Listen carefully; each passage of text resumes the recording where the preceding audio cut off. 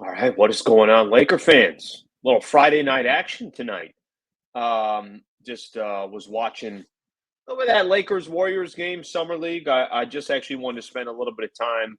I mentioned it. I put out a video a little bit earlier today. I mentioned that was gonna chat a little bit after this game. I think there was a lot of curiosity to Wembanyama's debut. Max Christie is looking like he could be definitely a rotational player for the Lakers. So I won't spend a crazy amount of time on this one, but I thought I'd go live, do a little live stream action. So if you're out and about and you're tuning in, appreciate you guys being a part of the show. Please subscribe to the channel. Okay, it's interesting. In the Summer League, you can't really have too much expectations in a Summer League game. And that's not what I'm about to do. I'm not going to try to break down Summer League basketball. That's not the thing to really do. But I am personally, just really liking the way Max Christie is playing. So I think spending some time on Max Christie specifically and talking about what he's bringing to the table. So I'm going to do a little bit of that. So I'll let some people kind of get in. I know this was impromptu, not really a planned go live, but I'm also going to do this in tonight's show. If you have some topics that you want to bring up, if there's some Laker stuff you want to talk about, Laker bigs, where the Lakers are in the Western Conference, some of the players that the Lakers just signed. You could feel free to bring that up as we go, and I'll be able to do that. I actually had a chance earlier this week to talk to who'd we talk to this week? Um, geez, I'm drawing a blank here. Talked to Gabe Vincent. He was on the radio show a little bit earlier this week, so it's kind of cool to connect with him. Jackson Hayes was on as well. Got a chance to connect with him. Max Christie, I'm going to have on at some point next week. So just something to keep in mind there. So let's get into it. I appreciate you guys tuning in on a Friday night. Like I said, please subscribe to the channel. I'll do my best to get to the comments. I will tell you if you do put on a super chat, you're guaranteed to get on. I'll definitely read all those. Okay, so let's get in the first one here. Lakers win the game against the Golden State Warriors, 103-96.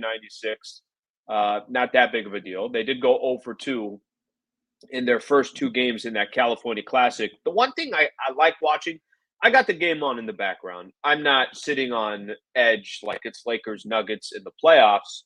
But one thing I like watching is I have some curiosity. Got some curiosity about some of these other players. It's easy to ask yourself, can Castleton be a player for the Lakers? Can he get some opportunities?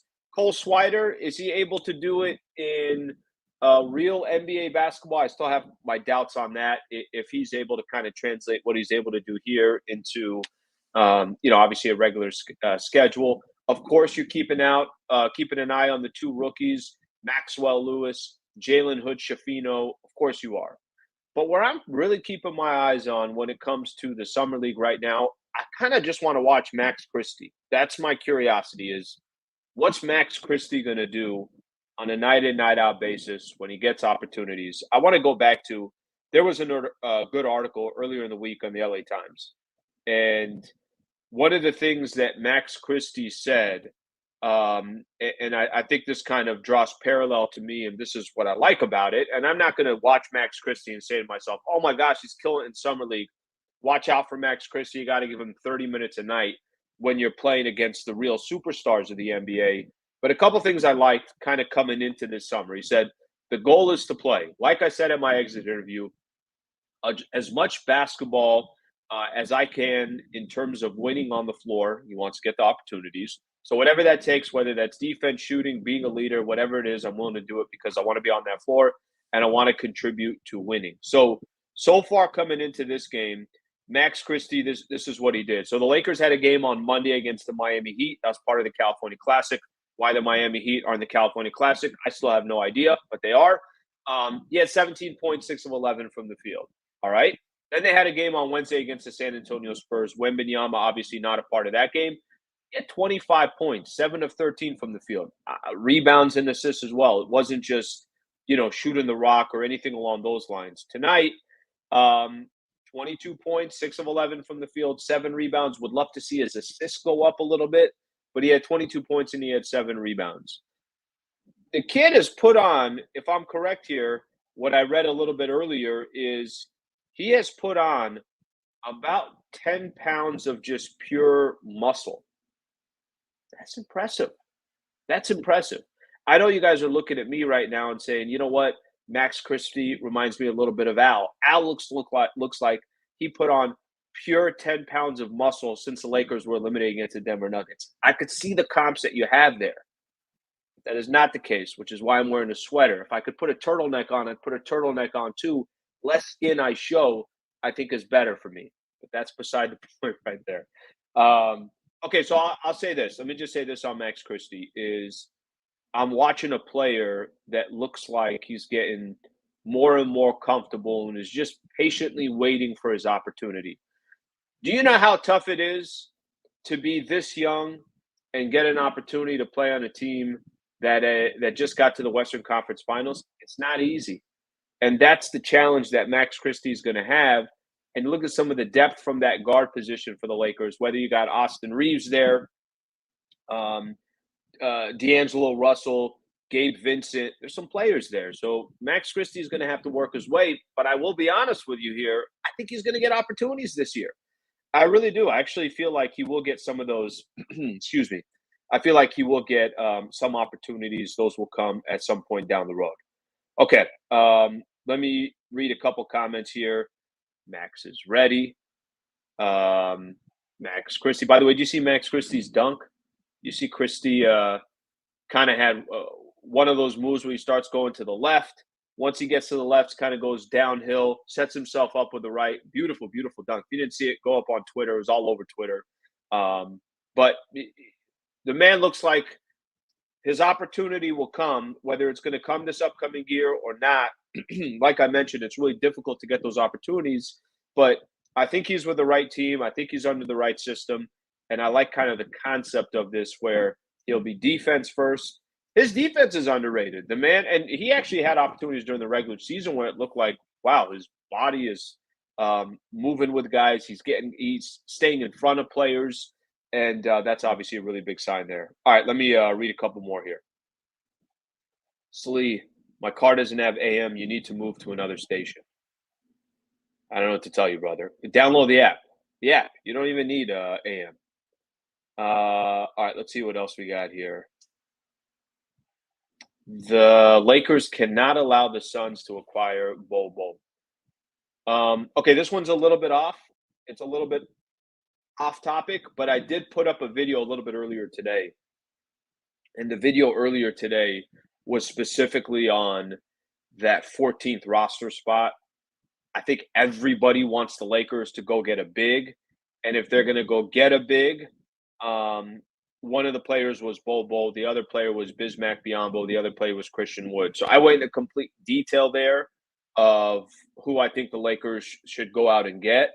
Yeah, Phoenix had a really nice offseason, period. No other way to put it. They got talent. They got players. They got length. They got wings.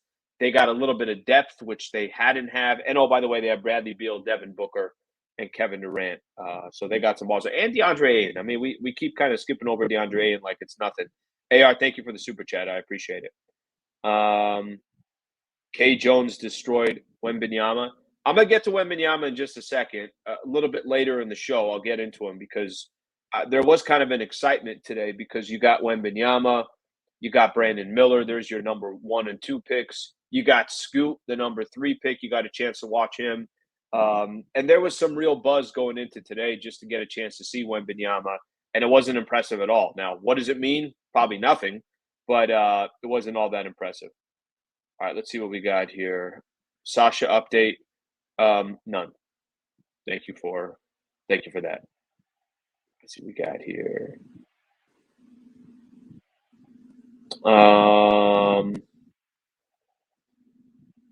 Okay, I'm gonna read off one more comment here, and then I'm gonna keep kind of going on a couple of these Laker things that I have. To another one. You can speak on the post-LeBron plan. I truly believe this may be his last year with us. Love the show, bro. Can't wait for more shadow boxing next season. Gotcha. Sometimes I look away and I still get them with a couple jabs and then an uppercut because they weren't expecting that. They thought if I looked away, then maybe I'm no longer interested in fighting. But then I got him with a couple more. Yeah, I'd probably lose every fight that I'm in, but it's okay. You know, in the comfort of my own home, I could pretend like I'm a fighter. Um, Post LeBron plan. Okay, I've said this before, and I appreciate the super chat very much. I've said this before, and I'll say it again.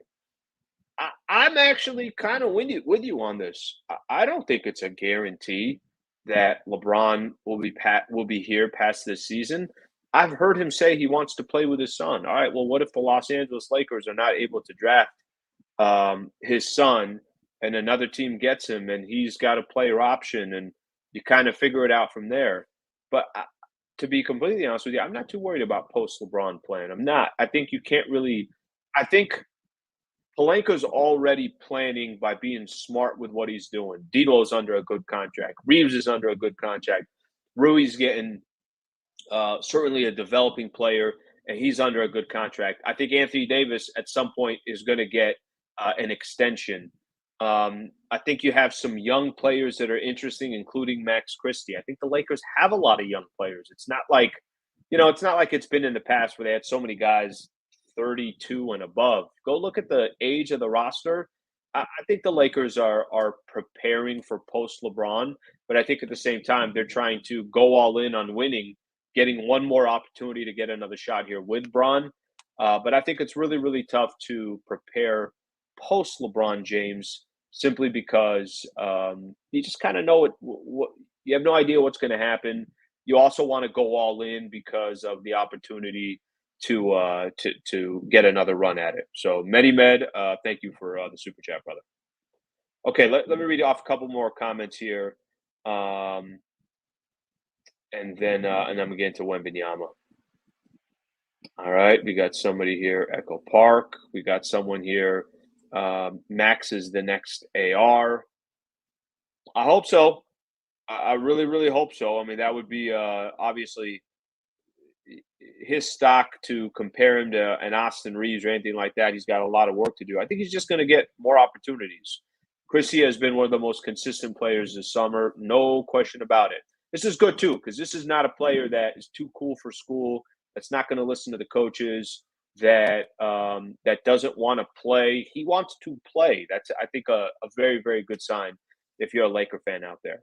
Okay, if you got any other questions specific to Los Angeles Lakers basketball, feel free to put them on there. I'll do my best to get to them. But now I want to kind of switch gears here a little bit and talk a little bit of Victor Wembanyama. Okay, couple things. First off, if you don't mind, please subscribe to the channel.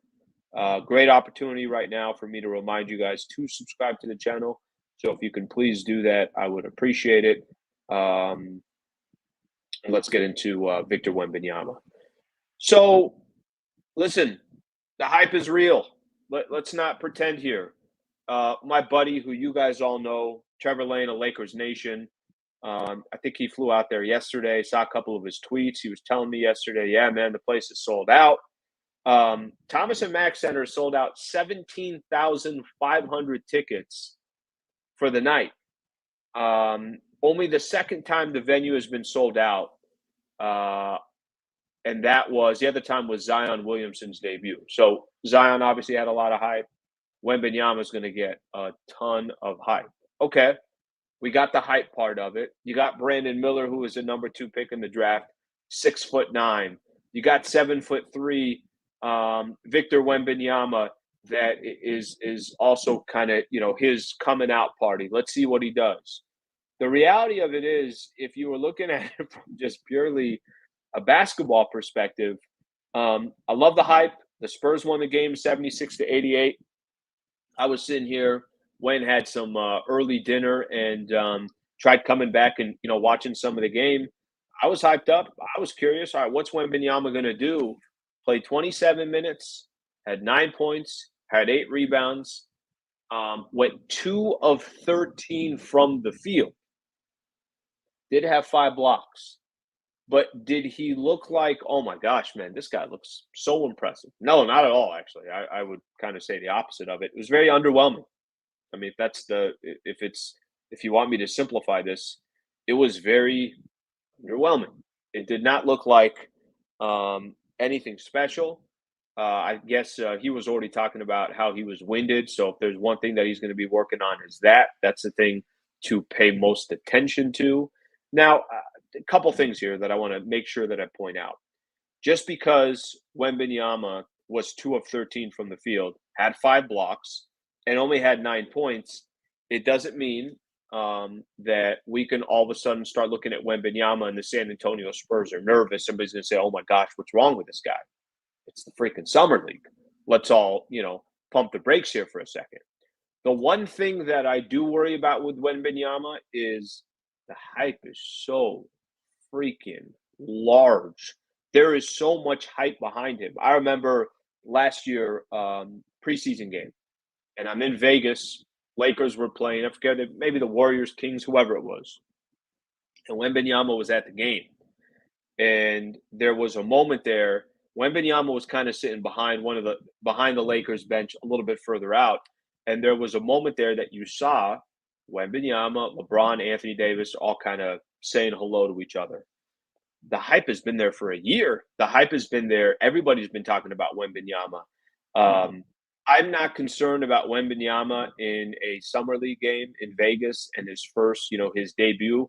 I'm not concerned that he had a bad night and he really didn't look that impressive. And Kai Jones catches a lob and dunks it over Wembanyama. I'm not concerned from that perspective. The only thing I will just say is, damn, there is some real, real hype around this dude. That's the only thing that I look at and say, well, what does this man have to accomplish to live up to that hype? What is it? Does he have to walk in the first? I guess him being with the San Antonio Spurs might be helpful. I don't think they're going to care. I think it's all just going to be a kind of a slow development. Whatever happens, happens. But I just kind of find myself at least watching in this first game. It's really the first time I say any of the highlights that you see before. They're all highlights that you can clearly tell they're just showing the best of his highlights. But what he ends up doing and how he succeeds in the NBA, I think a lot of that's going to have to do with bulking up a little bit.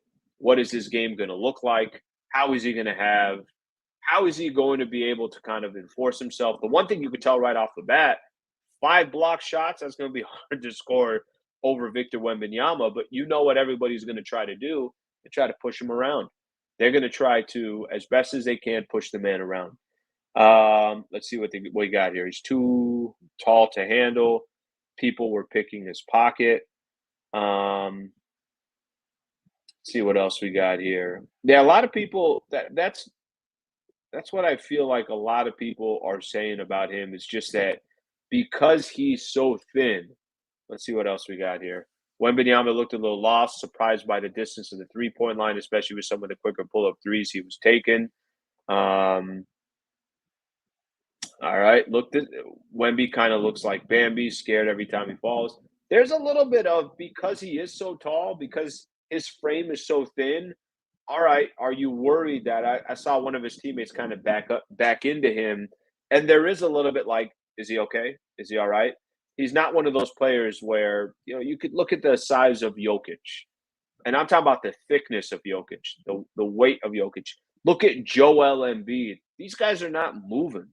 Shaq wasn't moving. Wembanyama, as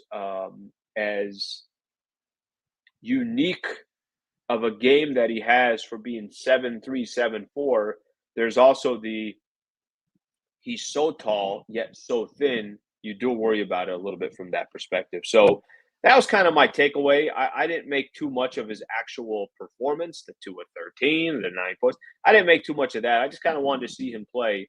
But my only other concern I got with Wembanyama is, damn, there is some crazy, crazy hype behind his game.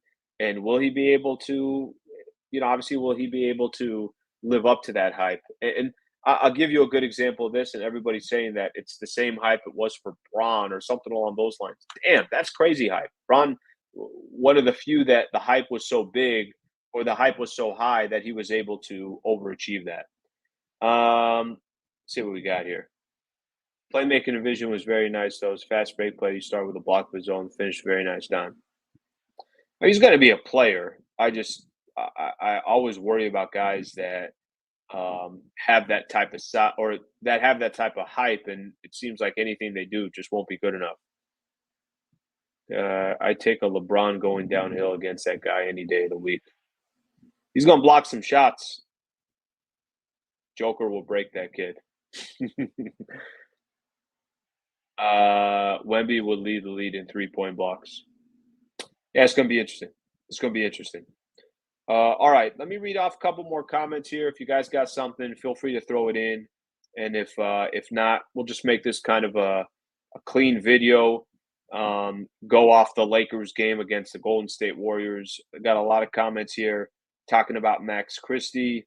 I got a lot of comments here talking about Max Christie is going to take a lot of Lonnie Walker's minutes. Well, the Lonnie Walker minutes portion of it, because he's gone, really, you're now talking, and I don't even know how much, I don't really even know how much, Lonnie Walker really was, how impactful was he the rest of the way? Really wasn't, to be honest with you. You reached the point where Lonnie Walker was barely getting any playing time. I know he had that moment in the playoffs. It was at Game 4 against the Warriors, but for the most part, he was not. He was not something that you could rely on with the Lakers.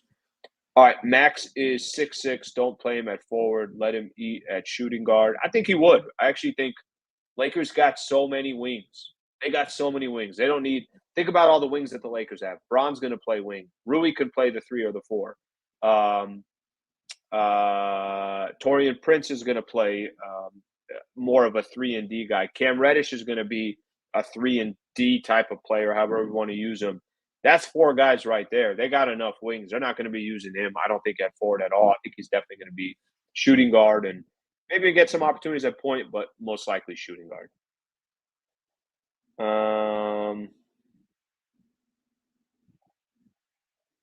Wemby will be sending AD shots to the sands. He's brittle. Let's just say that. Got to put on a little bit of weight there. All right, let's see what we have. All right, if you got anything else here, you can feel free. You can feel free to put the comments here. I'm gonna continue to. I don't know if I'm able to do these after all these summer league games, but I'm gonna continue to put up content. There's some couple more topics that I want to get into here coming up soon. So I'll record some more videos on some different ideas, I guess you can call them, as far as some of the show content goes. So we'll do that coming up over the weekend. So I'll get a chance to do that. So Laker fans, I appreciate you guys. NBA fans out there, I appreciate you guys. Let me read this one off real quick, and then we'll call it a night here. What are your thoughts on Torian Prince and Cam? Well, let me say this. The Torian Prince one, I actually think that's one that's the more underrated pickups that the Lakers had in the offseason. I like Torian Prince. And if you haven't watched him play, he's been in the league for a little bit, was with the Minnesota Timberwolves, 3 and D player, hard-nosed, plays tough defense, doesn't need the ball. I like the Torian Prince signing. The Cam Reddish one, he's got potential, but I got no idea what that guy's going to be able to do.